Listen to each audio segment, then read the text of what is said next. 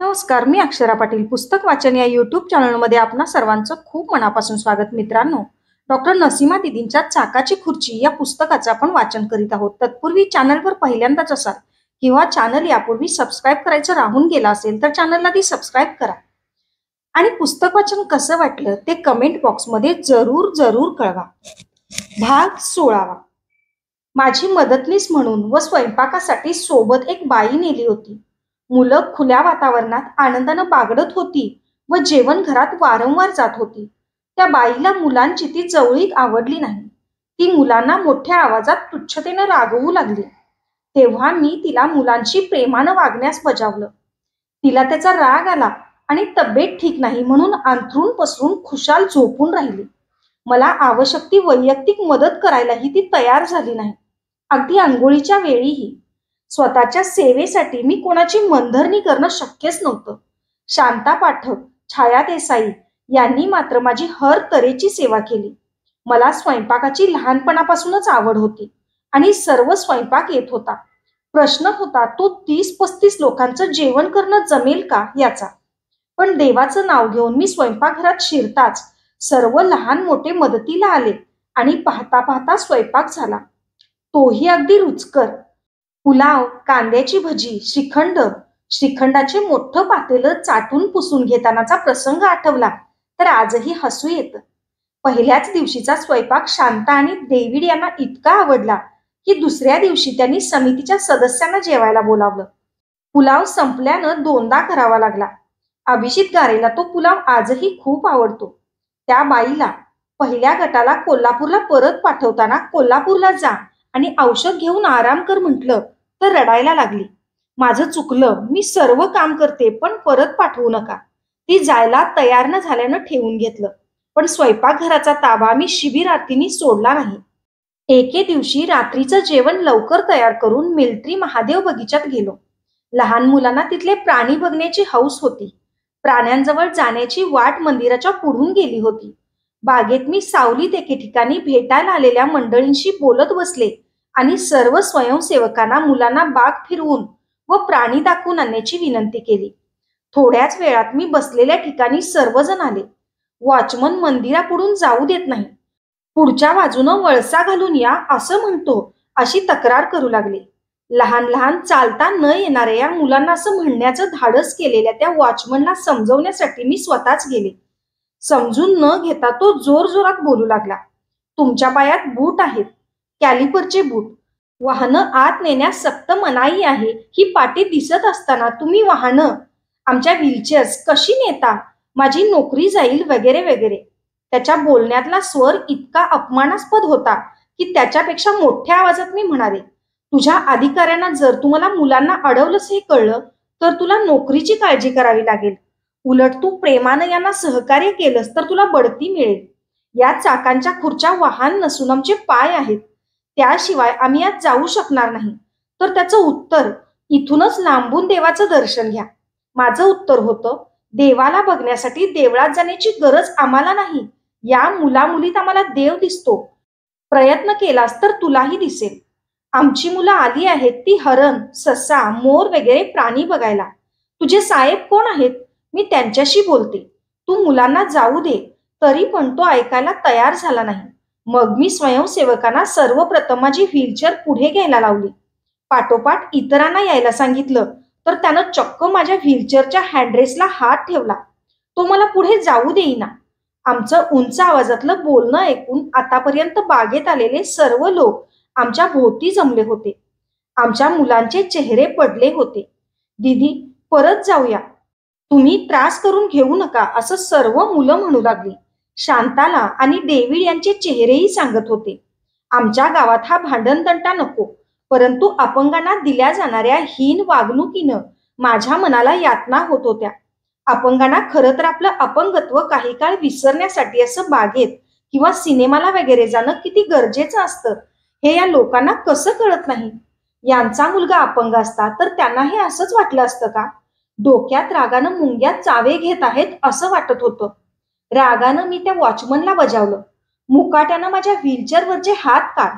मी तुझ्या हाताला धरून जर तो दूर केला तर सर्व दुष्परिणामांची जबाबदारी तुझी असेल. जमलेल्या माणसांना उद्देशून म्हणाले, या मुलांना प्राणी बघू देत नाही हा वॉचमन. तुम्ही ही घटना मूकपणे फक्त पाहणारच का? माझं वाक्य संपायच्या आत अनेक जण पुढे आले आणि त्या वॉचमनला बाजूला घेऊन गेले. मुलांची इच्छा पूर्ण झाली, पण त्यातील आनंद नासला होता. प्रत्येक जण अस्वस्थ होता. न बोलता सर्वजण फिरले. आत गेलो तर तिथे एक सायकलस्वार आत जात होता. रात्र शांततेतच गेली. दुसऱ्या दिवशी तो गट कोल्हापूरला परतला. पण मी त्यांना विचारलं, कालच्या घटनेनं तुम्हाला काय वाटलं? कारण मुलांना समाजात त्यांचं स्थान मिळवून देण्याचा, निर्भीडपणे जगात आपल्या अपंगत्वाची लाज न बाळगता वागण्यास शिकवणं, त्यांचं मनोधैर्य वाढवणं हा या शिबिराचा हेतू होता. पण भलतंच घडलं होतं. त्या बालमनांवर या घटनेचा कायमचा ठसा राहिला तर? त्यांचं मनोधैर्य खचलं असेल या विचारानं मी अस्वस्थ होते. पण मला मिळालेलं उत्तर अनपेक्षित होतं. दीदी, आपल्याला हवं असलेलं गोड बोलून वागून न मिळाल्यास वेळप्रसंगी भांडून झगडून ते मिळवायला हवं. हा धडा आम्हाला काल मिळाला. तुमच्यासारखं धैर्य आमच्यात नाही, पण आम्ही यापुढे प्रयत्न करू. या उत्तरानं मला मिळालेलं समाधान शब्दात व्यक्त करणं अशक्य आहे. दुःखानं डोळ्यात येऊ पाहणारे अश्रू आता समाधानानं वाहू लागले. हळूच डोळे टिपून मनापासून आनंदानं दुसऱ्या ग्रुपच्या कार्यक्रमाला तयारीला आम्ही सर्वजण लागलो. मुलांसाठी आम्ही ज्या सहली काढत असू त्यातील समुद्र भेटीची एक सल विशेष वाटते. त्यावेळी आम्ही लहान मोठे सर्वजण चिपळूण गुहागर येथे गेलो. चिपळूणला पोहोचलो तेव्हा धो धो पाऊस होता. तिथून डेरवनकडे, तिथे वालावलकर विश्वस्त संस्थेने साकारलेली शिवसृष्टी पाहिली. पुढे एनरॉन प्रकल्प पाहायला गेलो. सहलीच्या सुरुवातीपासूनच मुलांना आकर्षण होतं ते समुद्राचं. हो नाही करता करता बोटिंगचा कार्यक्रम ठरला. सीमाशुल्क विभागानं बोट दिली. सर्वजण अमाप उत्साहानं बोटीत उतरले आणि समुद्रात लाटांवर स्वार होण्याचा आनंद लुटला. त्याच दिवशी संध्याकाळी गुहागर बीचवर आम्ही सर्वजण व्हीलचेअर्स, कुबड्या वगैरे सोडून पाण्यात उतरलो. 1.5-2 तास सर्वांनी समुद्र अंगावर खेळवला. लाटांशी खेळताना सर्वांच्या चेहऱ्यावर जो आनंद ओसंडत होता तो अवर्णनीय होता. त्यातल्या दोन्ही पायांनी अधू असलेल्या एका बालकाचे शब्द मला आठवतात. दीदी, किती मज्जा येते या पाण्यात. आम्हाला घरी सध्या पावसाच्या पाण्यात चिखलात आईनं आजपर्यंत एकदाही खेळू दिले नाही. एवढं बोलून तो वाळूचं छान घर बनवण्यात रमून गेला. बेळगाव हॉलिडे कॅम्पचा उपयोग असा झाला की स्वयंपाक करण्यातला आमचा आत्मविश्वास वाढला आणि संस्थेच्या कार्यालयात, माझ्या भाड्याच्या फ्लॅट, आम्ही अल्पोपहारापासून जेवणापर्यंतच्या ऑर्डरी घेऊ लागलो. शुद्ध, ताजे, चविष्ट पदार्थ ऑफिसच्या कार्यक्रमात मिळू लागले. त्यामुळे ऑफिस स्टाफ आनंदित झाला आणि संस्थेला अपंग पुनर्वसनासाठी स्वकष्टाचा पैसा मिळू लागल्यानं संस्थेचे पदाधिकारी, स्वयंसेवक सर्व अतिशय उत्साहानं अशा ऑर्डर्स पूर्ण करताना सहभागी होऊ लागले. कोल्हापूर येथे झालेल्या साहित्य संमेलनात 5 दिवस लावलेला आमचा स्टॉल लाजवाब होता. सेकंड हँड देणगी दाखल मिळालेला फ्रीज आम्ही तिथे नेला होता. दूध फ्रीजमध्ये ठेवता येत असल्यानं फक्त आमचा स्टॉल रात्रभर सुरू होता. कांदा भजी, भेळ हे प्रमुख पदार्थ होते. रात्री 12 वाजताही लोक कांदा भजी आणि भेळ आनंदानं खात होते. 5 दिवसात 11,000 रुपयांची विक्रमी विक्री आम्ही केली. कोल्हापूर येथील प्रसिद्ध भेळवाले राजाभाऊ स्वतः आमच्या लाजवाब भेळेची कीर्ती त्यांच्यापर्यंत गेल्यानं आमच्या स्टॉलवर आले होते. रात्री स्टॉल बाहेरच कॉटवर मी थोडा आराम करीत होते. जवळच ओळखीच्या एकानं 5 दिवसांसाठी मोफत खोली वापरायला दिली होती. तिथे जाऊन पाळीपाळीनं आराम करून दिवस रात्र आम्ही स्टॉल सुरू ठेवला होता.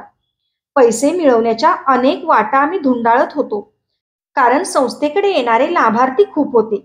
प्रतीक्षा यादी वाढत होती. गणपती उत्सवात मोक्याच्या जागी मंडप टाकून प्रत्येक गणपती रायाला नारळ अर्पण करत होतो व त्या बदली त्या मंडळाच्या अधिकारी देणगी पेटीत रक्कम टाकत होते. संस्थेच्या सचिव व अध्यक्षांना मुलांसमवेत मी या असल्या कार्यक्रमात सामील होते ते आवडत नव्हतं. आमच्या घरी झालेल्या एका सभेत मला ऐकून घ्यावं लागलं. संस्थेची मुलं मुली नाचतात व तुम्ही त्यात सामील होता, हे बरे दिसत नाही वगैरे. आई बहुतेकातल्या खोलीतून ऐकत होती. मला कळत नव्हतं. कोणतंही गैरकृत्य न करता अपंग पुनर्वसनासाठी पैसा मिळवण्याकरता स्वतःची सोय गैरसोय न पाहता तहानभूक विसरून मुलं काम करतात आणि त्याचा उत्साह वाढवण्यासाठी मी त्यांच्यात आमच्या घरच्या लोकांना परवानगीनं सामील होते, तर यात वाईट दिसण्यासारखं काय आहे? मुलांना वेळेवर खाऊ पिऊ घालण्याचं काम मला करायलाच हवं. त्यासाठी माझ्याशी स्टॉलवर उपस्थिती आवश्यक वाटायची मला. संस्थेकडे येणाऱ्या अपंगांच्या गरजेनुसार कार्याची दिशा ठरत होती. आलेले कटू अनुभव प्रगतीच्या पुढील टप्प्यावर आम्हाला नेत होते. जागतिक अपंग दिनानिमित्त विविध कार्यक्रम संस्थेतर्फे आयोजित करण्यात आले. वैद्यकीय तपासणी करून शस्त्रक्रिया करणं, कृत्रिम साधनं देणं, क्रीडा स्पर्धा, सांस्कृतिक कार्यक्रम इत्यादी. वैद्यकीय तपासणीसाठी कोल्हापूरमधील अनेक अस्थिरोग तज्ज्ञ doctor P G. Kulkarni, doctor R B. Satvekar, doctor Suresh Deshpande, doctor Gajanan Jadhav, doctor Nallurwar, doctor N D. Bhosale, doctor S N. Rane, doctor S T. Khot, doctor H L. Waghadia Patel, सहाय्यक doctor Deepak Tambat, doctor Pramod Potnis, P N. Ingole, Kumar Hatekar अशा अनेकांनी मोलाचं सहकार्य केलं. शिबिर संपल्यावर उशिरा आलेल्या अपंगांना डॉक्टरांच्या घरी पाठवून तपासण्याची विनंती केली, तर तीही त्यांनी आनंदानं मान्य केली. अतिशय सुखद अनुभव होता तो. अशा शिबिराचं 100% कार्य पूर्ण केल्याशिवाय दुसरं कार्य हाती घ्यायचं नाही, ही आमच्या कामाची पद्धत. त्यानुसार शस्त्रक्रिया आधी करवून घेतल्या. कृत्रिम साधनांसाठी 30-40 लोकांना मुंबईला मदतनीसांसहित पाठवण्यापेक्षा मुंबईच्या तंत्रज्ञानाच कोल्हापूरला बोलवावं, त्यांना येण्या जाण्याचा खर्च द्यावा आणि त्यांच्या राहण्या जाण्याची सोय क्वार्टरवरच करावी असं ठरलं. त्यानुसार नासिओला श्रीमती नमा भट यांना पत्र पाठवून होकार मिळवला. गरम पाणी, कॉट, चहा, नाश्ता, जेवण याची अगदी जय्यत तयारी आम्ही केली. ते तंत्रज्ञ आमचे पाहुणे होते आणि पाहुण्यांचं आदरातिथ्य करण्याचे धडे आम्ही गिरवलेले होते. त्यानुसार सर्व तयारी करूनही हे पाहुणे जेवायला तयार नव्हते. दीदी तुम्ही जा, आमचं आम्ही जेवून घेतो म्हणून त्यांनी आग्रह धरल्यानं मला वाटलं कदाचित माझ्यासमोर त्यांना संकोच वाटत असेल, म्हणून श्री देशभ्रतार यांच्यावर त्यांच्या जेवणाची जबाबदारी सोपवून मी घरी गेले. दुसऱ्या दिवशी देशभ्रतारांनी रिपोर्ट दिला. मी गेल्यावर जेवणाआधी त्यांनी दारूची बाटली काढली. तेव्हा देशभ्रतारांनी इथे या क्वार्टरवर संस्थेच्या ऑफिसमध्ये हे चालणार नाही, दीदींना सांगणार म्हणून अडवलं. मी मुंबईला क्रीडा स्पर्धेच्या संघाबरोबर गेले तेव्हा श्रीमती नमा भट यांनी त्या तंत्रज्ञांची सोय हेल्पर्सने व्यवस्थित केली नाही. त्यावेळी नासिओने आम्हाला 1.5 लाखाची कृत्रिम साधनं पुरवली होती. आमच्या स्टाफची व्यवस्था नीट केली तरच ते पुढच्या वेळी येतील असं सांगताच मला आश्चर्य वाटलं. खरं म्हणजे त्यांच्या स्टाफच्या गैरवर्तणुकीची तक्रार मी करायला हवी होती, पण म्हटलं जाऊ दे, कुठे या मुंबईकरांना आपण सुधारू शकणार आहोत असा विचार करून मी गप्प होते. नमाताईंना मी सर्व खरा प्रकार सांगितला आणि म्हटलं, जर खरोखर त्यांना दारू प्यायचीच असेल तर आम्ही एखाद्या हॉटेलमध्ये त्यांची व्यवस्था करू. स्वखर्चानं त्यांनी तिथे काहीही करावं. आम्ही ठराविक रक्कम त्या तंत्रज्ञांचा प्रवास भत्ता म्हणून नासिओला चेक पाठवून देऊ. नमाताई खूपच चांगल्या होत्या. तू काळजी करू नकोस, मी त्यांना समजावते. ते क्वार्टरवरच राहतील असं सांगून त्यांनी मला दिलासा दिला आणि त्यानंतर पुढच्या 2 शिबिरांना तो तंत्रज्ञांचा संघ अतिशय चांगला वागला. परत पुढच्या वर्षीही नासिओनं आम्हाला 1.5 लाख रुपये किमतीची कृत्रिम साधनं पुरवली. यावेळी आमचं कार्य वाढलं होतं. थोडा बहुत पैसाही होता. त्यामुळे त्यावेळी आम्ही त्या तंत्रज्ञांची सोय हॉटेलमध्ये केली. बाबू काकांमुळे जशी रजनी करकरेची आणि शांता पाठकची ओळख झाली, तशीच तालुक्याच्या ठिकाणी राहणाऱ्या नीनाशी झाली. संस्था व अपंग पुनर्वसनासंबंधीची तिची माझी स्वप्न एक होती. केळवकरांच्या घरी असताना ती अनेक वेळा आमच्याकडे राहत असे, आपल्या कल्पना सांगत असे. आम्हा दोघींच्या चर्चेतून एकच मुद्दा स्पष्ट होई, अपंग पुनर्वसनाचं कार्य करण्याआधी आपण स्वतः आर्थिकदृष्ट्या स्वावलंबी होणं अत्यंत गरजेचं आहे. नीनाच्या दोन्ही पायांना पोलिओ, अगदी काडीसारखे पाय, कंबरही अगदी बारीक, उभं राहता येत नसे तिला, बसून घसटत चालायची, पण पदवीधर झाली होती. आपल्या गावामध्ये 3 चाकी सायकल वापरत असे. मला सेंट्रल एक्साईजची नोकरी लागली, पण नीना बेरोजगार होती. बँक ऑफ इंडिया महाराष्ट्रमध्ये लेखी परीक्षा पास होऊन आणि मुलाखत होऊनही ऑर्डर तिच्या हातात नव्हती. तिनं मला पत्रानं कळवलं, त्यावेळी विजय मर्चंट उगार येथे शिरगावकरांकडे येणार आहेत, काही काम असेल तर ये, असा उगारहून शिरगावकर कुटुंबियांकडून मला निरोप आला. मी नीनाला कोल्हापूरला बोलावून घेतलं. रजा टाकली आणि एसटीनं आम्ही उगारला गेलो. विजय मर्चंट नेहमीप्रमाणे प्रसन्नतेनं भेटले. नीनाची कागदपत्र बघितली आणि आपल्या सचिवाला मुंबईला पोहोचताच हे काम करायचं आहे याचं टिपण घ्यायला लावलं. भेट जेवण वगैरे झाल्यावर माझ्या कार्याचं त्यांनी तोंड भरून कौतुक केलं आणि आता कोल्हापूरला परत कशी जाणार असं विचारलं. एसटीच्या प्रवासानं मला त्रास झाला होता. डोकं दुखत होतं. उलटी आल्यासारखं वाटत होतं. ताप चढण्याची लक्षणं होती. एसटीनं परतीचा प्रवास करण्याची हिंमत नव्हती. हसून उत्तर दिलं, इथं माझे काका मामा उपस्थित आहेत. माझ्या परतीची काळजी मला नाही. यावर अतिशय बुद्धिमान आणि चलाक आहेही असे कौतुकाचे उद्गार श्री मर्चंट यांनी काढले. त्यानंतर शिरगावकरांनी त्वरित माझी सोयीची अँबॅसिडर गाडी मला परतीच्या प्रवासासाठी दिली. अशी ही खूप मोठ्या मनाची ही सर्व शिरगावकर मंडळी आहेत. रात्री कोल्हापूरला पोहोचलो आणि मला उलट्या सुरू झाल्या. आईला आर्थरायटिसचा त्रास होता. एका हॉलमध्ये माझा आणि आईचा पलंग समोरासमोर होता. रात्री नीना दोन्ही पलंगांच्या मध्ये झोपली होती.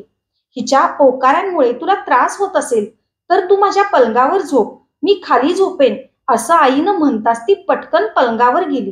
त्याचं त्यावेळी मला खूप वाईट वाटलं होतं. माझी अपेक्षा होती की ती म्हणेल, छे, नसीमनं माझ्यासाठी रजा काढून एवढा त्रास घेतलाय. तिलाच माझ्यामुळं केवढा त्रास झालाय. मला त्रास वगैरे काही होणार नाही. आई, तुम्ही पलंगावर झोपा. नसीमाला काय हवं नको ते मी बघते.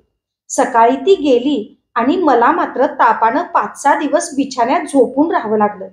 8 दिवसात तिची ऑर्डर निघाल्याचं तिचं आणि विजय मर्चंट यांचं पत्र आलं. तिच्या पत्रात होतं, आपण विनाकारण विजय मर्चंटना त्रास दिला. ऑर्डर आधीच निघालेली होती. तिला हे सांगण्यात अर्थ नव्हता की केवळ विजय मर्चंट यांच्यामुळेच ऑर्डर सही होऊन पोस्टात पडली होती.